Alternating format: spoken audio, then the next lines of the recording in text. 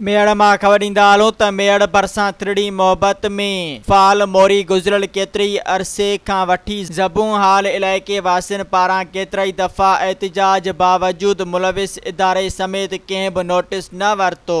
राधण तिरड़ी मोहब्बत नऊं ॻोठ समेत केतिरनि इलाइक़नि खे मिलाईंदड़ फ़ाल मोरी मुकमिल तौर ज़बूं हाल जंहिंखे सिर्फ़ कागज़ी लिखत अंदर मुकमिल ॼाणायो वियो आहे, जंहिंजी बजट ठेकेदार समेत मुलविस इदारे जा अमलदार हड़प करण लगा। एड़ो इंकशाफ कंदे तिरड़ी मोहब्बत फ़ाल मोरी तां गुज़रंदड़ मुसाफ़िरनि अवामी न्यूज़ सां ॻाल्हाईंदे चयो त मोरी लाइ एहतिजाज कयो आहे। ॿ टे चकर आया आहिनि माण्हू, पर हिते मोरी ठहे कोन थी, ॾाढी तकलीफ़ आहे।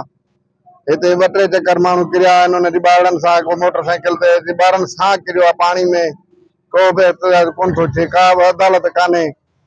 असां ते महिरबानी कनि, असांखे मेन रोड आहे साईं, मेन रोड जी मोरी आहे, बिल्कुलु तकलीफ़ आहे बाक़ाइदे। या महिरबानी करे असांखे ठाराइजनि। मोरी वॾी पई आहे, रोज़गार में कंहिं शइ में फ़र्क़ु पइजी वियो आहे ॾाढो। सने में रोज़गार आहे ई कोन। वेठा आहियूं मोरी खे ठाहिण वारो न MP न MA न, अॼु ताईं केरु पुछा ई नथो करे सघूं छा थियो या छा न थियो आहे। ॻोठ ठहण लाइ हर को अचे थो, भॻो थो अचे, UC चेयरमैन केर बि आहिनि, हर को अचे थो। फ़िलहाल ईअं वेठा आहियूं, मुतालबो आहे असांखे मोरी ठाहे ॾियनि, मोरी लाइ परेशान आहियूं। मोरी टुटल आहे 6 महीननि खां, इनजी का बि मालिकी न आहे। रोज़ हिते हादसा थियनि था। कुछ टाइम पहिरियां हिते मोटरसाइकिल किरियो, जंहिंमें ॿार ऐं मायूं कुझु इहे नारे में लुड़ी वञा, जेके अवामी माण्हुनि बचाए वरितो। हिते को बि नुमाइंदो नथो अची सघे, ऐं ही मेन रोड आहे हिकु।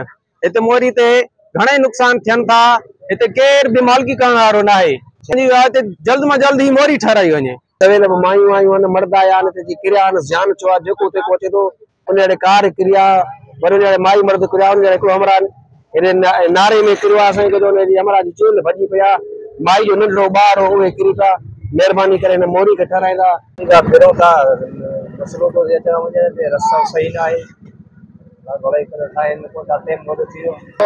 ॿार हलाए रस्तो टपाए वरी ॿार चढ़ियो था। हेॾो कुझु बि जो रेस्क्यू थिए हली वञो नारे में, माना ध्यानु करो कि हुकूमत खे को ध्यानु कोन न अहिड़ा कम ख़ासि ख़ासि माण्हू ठाहिणु खपे। रोड अलाए केतिरा एक्सीडेंट, अलाए केतिरा माण्हू किरी था पवनि, माना को फ़र्क़ु ई कोन्हे। न का ॻाल्हि आहे, न को कामोरो आहे, न को अमीर आहे, न का शइ कोन्हे। हे असांजी सरकार ॾिसी तो सुठी पई आहे, को फ़र्क़ु ई कोन्हे। को रोज़ माण्हू किरनि था, हिते रोज़ एक्सीडेंट थिए थो, कोई हिकिड़े ॾींहं जो मरहलो न आहे। सब्सक्राइब कयो अवामी न्यूज़ HD खे ऐं ताज़ा तरीन ख़बरुनि लाइ ॾिसंदा रहो अवामी न्यूज़ HD।